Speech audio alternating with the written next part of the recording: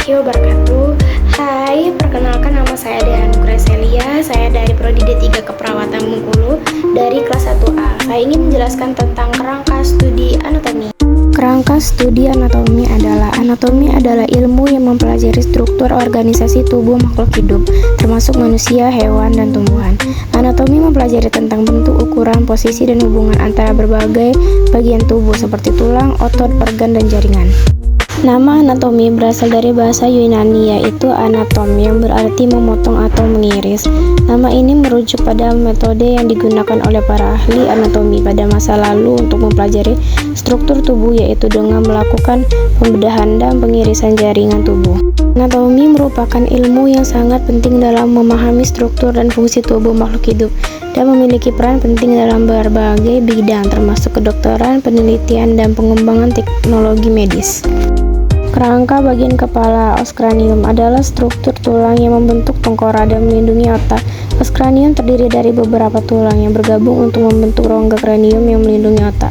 Beberapa tulang utama yang membentuk os cranium adalah frontal, parietal, occipital, temporal, sphenoid, ethmoid. Bagian muka atau wajah. Kerangka bagian muka atau wajah adalah bagian dari kerangka yang membentuk struktur wajah dan mendukung fungsi-fungsi seperti mengunyah, berbicara, dan bernafas. Beberapa tulang utama yang membentuk os planktonium: maxilla, mandibula, zygomaticum, arcus zygomaticum, platum, nasal, lacrimal, concinnasa, hyoidium, lacrimal, orbital. Ruas tulang belakang vertebrae. Kerangka bagian ruas tulang belakang os vertebrae adalah struktur tulang yang membentuk tulang belakang dan melindungi sumsum tulang belakang. Os vertebrae terdiri dari beberapa ruas tulang yang disebut vertebrae yang tersusun dari atas ke bawah dan membentuk tulang belakang. Vertebrae cervical, vertebrae thoracalis, vertebrae lumbalis, vertebrae sacrum, vertebrae coccygeus.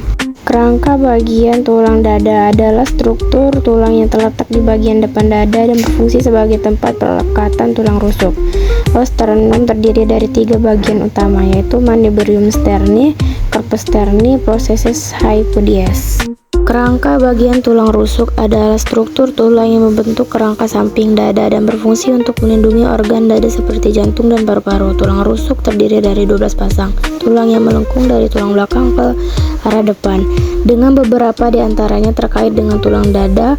Ostrium terdiri dari 3 bagian utama, yaitu costi vera, costi sporia, costi fluctuantis. Bahu adalah berfungsi sebagai hubungan antara lengan atas dan tubuh, serta sebagai tempat pelekatan otot-otot yang menggerakkan lengan. Os humerus terdiri dari 2 bagian utama, yaitu scapula dan clavicula. Kerangka bagian tulang gelang panggul adalah struktur tulang yang terletak di bagian bawah tubuh dan berfungsi sebagai penghubung antara tulang belakang dan tulang tungkai bawah. Tulang gelang panggul terdiri dari beberapa tulang yang bergabung, yaitu ischium, pubis, ilium.